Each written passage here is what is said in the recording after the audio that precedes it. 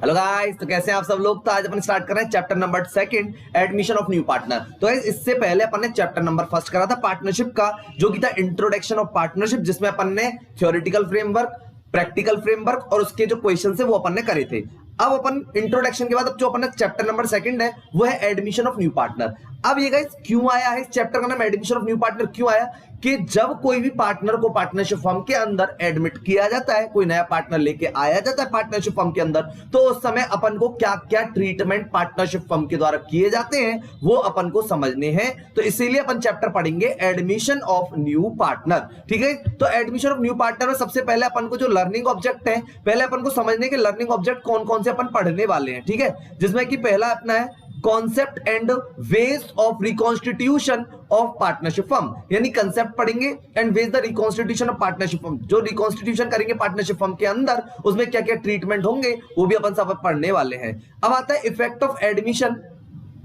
Effect of admission के effect क्या रहेगा एडमिशन न्यू पार्टनर। जब आप न्यू पार्टनर को एडमिट कराओगे तो उस समय पे क्या क्या इफेक्ट होंगे एडमिशन के टाइम पे, वो भी अपन को पढ़ने हैं। उसके बाद अपन करेंगे find out the new profit sharing ratio and the calculate the sacrifice ratio. सबसे पहले अपन new profit sharing ratio find out करेंगे और उसके बाद सैक्रिफाइस रेशियो फाइंड आउट करेंगे। सैक्रिफाइस का मतलब इसलिए ये दिया हुआ है यहाँ पे, इसके मान के चलते पहले 2 पार्टनर हुआ करते थे, अब 3 होंगे, तो 2 पार्टनर का जो प्रॉफिट जो रेशियो है वो कम हो जाएगा, इसलिए वो कहते हैं अपन सैक्रिफाइस रेशियो। तो यहाँ पे सैक्रिफाइस रेशियो समझेंगे। उसके बाद आएगा ट्रीटमेंट ऑफ गुडविल। गुडविल के ट्रीटमेंट क्या है, गुडविल क्या है, क्यों की जाती है, इसको भी अपन समझेंगे।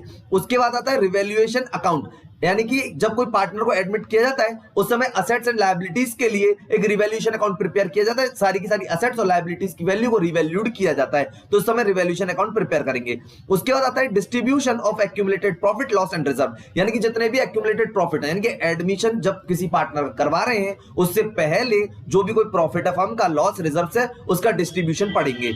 उसके बाद आता है एडजस्टमेंट ऑफ कैपिटल, सबसे मोस्ट इंपॉर्टेंट टॉपिक है गाइस, ये अपन को नेक्स्ट चैप्टर में भी काम आएगा। एडजस्टमेंट ऑफ कैपिटल, कैपिटल का एडजस्टमेंट, जो कि अपन समझेंगे 3 टाइप से, जब टॉपिक आएगा तब अपन क्लैरिफाई करेंगे एडजस्टमेंट ऑफ कैपिटल। और लास्ट एंड फाइनल टॉपिक है guys accounting treatment of change in profit sharing ratio among the existing partner. यहां पे कहने का मतलब है कि अकाउंटिंग ट्रीटमेंट क्या होगा जब पुराने पार्टनरों के बीच में प्रॉफिट शेयरिंग रेशियो चेंज होगा। जैसे मान के चलते पहले 3 पार्टनर थे एबीसी, उनका प्रॉफिट शेयरिंग रेशियो था 3:2:1, और अब वो रेशियो चेंज करके 1:1 करना चाहते हैं, तो उस समय क्या ट्रीटमेंट करेंगे वो अपन समझेंगे। तो आई होप कि गाइस लर्निंग ऑब्जेक्ट आपको अच्छे से समझ में आए होंगे और ये अपन एक एक टॉपिक करके उसको क्लियर करेंगे। ठीक है गाइस, तो गाइस अपन पढ़ने वाले हैं रिकॉन्स्टिट्यूशन ऑफ पार्टनरशिप फर्म, यानी पार्टनरशिप फर्म का पुनर्निर्माण, यानी रिकॉन्स्टिट्यूशन। लिखा हुआ है guys any change in the existing partnership agreement. देखो ध्यान से समझिएगा आप, जो लिखा हुआ है यहाँ पे एनी चेंज इन एग्जिस्टिंग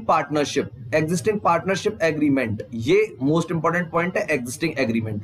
ठीक है, among the partners is called reconstitution of partnership firm, यानी कि कोई भी जो एग्जिस्टिंग पार्टनरशिप एग्रीमेंट है उसमें कोई भी चेंज होता है तो उसे अपन बोलते हैं रिकॉन्स्टिट्यूशन ऑफ पार्टनरशिप फर्म। सीधी बात समझने की कोशिश करते हैं कि मान के चलते पहले कोई 2 पार्टनर थे, अब कोई तीसरा पार्टनर अगर आएगा तो ऑब्वियसली बात है पार्टनरशिप एग्रीमेंट में चेंज होगा, उसी को अपन रिकॉन्स्टिट्यूशन ऑफ पार्टनरशिप फर्म कहते हैं। Reconstitution of the firm take place in the following circumstances.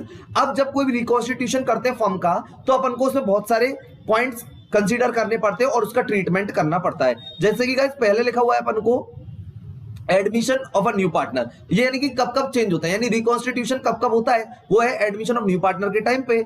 दूसरा होता है change in profit sharing ratio among the existing partner, के पुनर्निर्माण कब कर सकते हैं पार्टनरशिप का, जब कोई भी पार्टनरशिप में जो पार्टनर थे पुराने उनके बीच में प्रॉफिट शेयरिंग रेशियो चेंज हो जाता है। तीसरा होता है जब कोई भी पार्टनर रिटायर हो जाता है।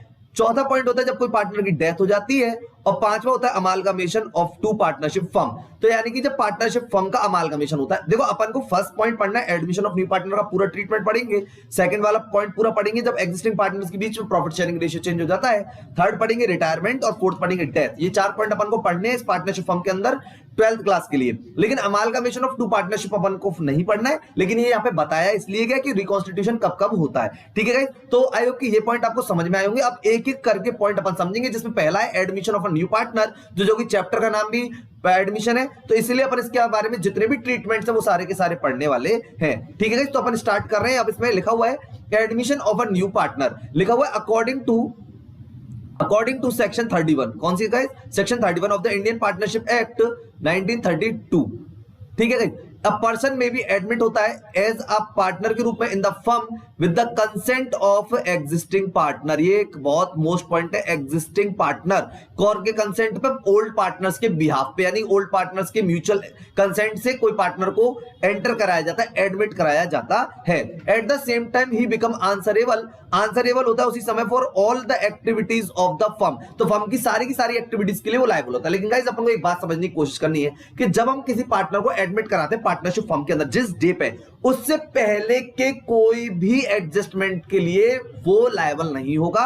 कोई भी पॉइंट होगा उसके लिए वो लायबल नहीं होगा, चाहे वो प्रॉफिट हो चाहे वो लॉस हो, उसका कोई भी लेना देना नहीं है। अपन इसको एक वर्ड में बोल सकते हैं, पास्ट एडजस्टमेंट के लिए उसका कोई मतलब नहीं रहेगा। लेकिन जिस डे पे उसको एडमिट किया गया उससे और उसके बाद के जितने भी पार्टनरशिप में काम होंगे उस सब के लिए वो लायबल रहेगा। ठीक है, इसलिए बोला at the same time he become answerable for all the activities in the firm. उसके बाद लिखा हुआ है यहाँ पे द पर्सन सो एडमिट, जब हम पर्सन को एडमिट करा लेते हैं यहाँ पे, as answer the partner shall not be liable for the past acts of the firm, यानी पास्ट एक्ट्स के लिए वो लायबल नहीं रहेगा। इसमें लिखा हुआ admit as a partner shall not be liable for the past acts of the firm, past के जितने भी एक्ट्स होंगे उसके लिए वो लायबल नहीं रहेगा।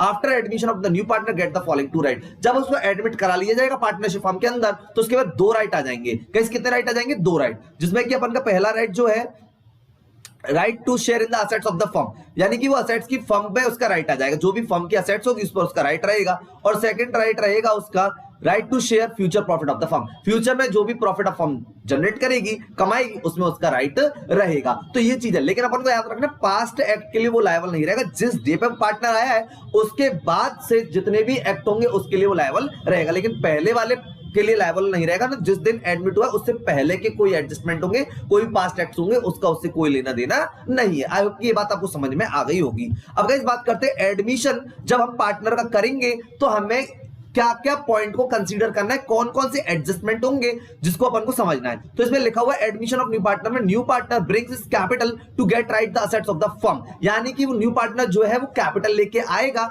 और उसको असेट्स में क्या मिलेगा, फर्म की में राइट मिल जाएगा। जब भाई सीधी सीधी बात है, कोई पार्टनर आएगा तो वो कैपिटल लेके आएगा और उसको फर्म की असेट्स में राइट मिलेगा। The amount he pays to share in future profit is called goodwill. अब यानी कि फ्यूचर प्रॉफिट को अगर उसमें लेना है तो उसके लिए उसको कुछ पे करना पड़ता है पैसा, उसे अपन बोलते हैं गुडविल। गुडविल का एडजस्टमेंट समझेंगे कि गुडविल क्या होती है, क्योंकि ओल्ड पार्टनर्स ने पार्टनरशिप फर्म को बनाया होता है, रेप्यूटेशन बनाई होती है मार्केट के अंदर, तो वो एक बात समझने की कोशिश करते हैं कि जब कोई पार्टनर आएगा तो उन्होंने जो भी बेस किया यानी क्रिएट किया है पार्टनरशिप फर्म का, तो उसके बदले वो नए पार्टनर से कुछ तो चाहेंगे ना, उसको बोलते हैं अपन goodwill. The amount he pays the share in future profit is called goodwill. ठीक है, जिससे वो गुडविल का कुछ पैसा देगा फर्म को और वो फ्यूचर के प्रॉफिट के लिए क्या रहेगा, हमेशा लायबल रहेगा, उसको पे किया जाएगा प्रॉफिट में हिस्सा, किसको, न्यू पार्टनर को। इसमें लिखा हुआ है सबसे पहले main adjustment at the time of admission of new partner, यानी कि कौन कौन से एडजस्टमेंट करेंगे जब किसी पार्टनर को एडमिट कराया जाएगा, किसके अंदर, पार्टनरशिप फर्म के अंदर। जिसमें अपन पहला पढ़ेंगे calculate new profit sharing ratio, इसका पूरा प्रैक्टिकल समझेंगे,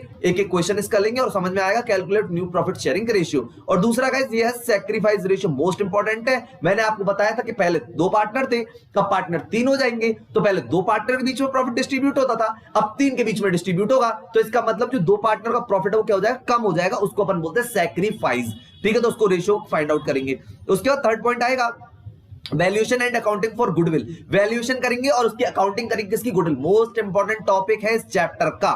ठीक है, तो valuation and accounting for goodwill पूरा टॉपिक है, इसका डेफिनेशन पढ़ेंगे, इसका थ्योरेटिकल फ्रेमवर्क और इसका प्रैक्टिकल फ्रेमवर्क कंप्लीट करेंगे। उसके बाद गाइस आता है fourth point, revaluation of assets and reassessment of liability. जब किसी पार्टनर को एडमिट कराया जाता है पार्टनरशिप के टाइम पर, तो असेट्स को रिवैल्यूड किया जाता है कि जिस टाइम हम किसी पार्टनर को एडमिट करा रहे हैं उस समय हमारे असेट्स की वैल्यू क्या चल रही है, और लायबिलिटी का भी रीअसेसमेंट करते हैं कि लायबिलिटीज की वैल्यू क्या क्या चल रही है, रीअसेसमेंट। ठीक है, उसके बाद ये एडजस्टमेंट करेंगे। उसके बाद गाइस आएगा fifth point, adjustment of accumulated profit, reserve and losses. जब किसी पार्टनर को एडमिट कराएंगे तो उससे पहले जो भी प्रॉफिट्स है, रिजर्व लॉसेस है, उसका एडजस्टमेंट कराया जाएगा।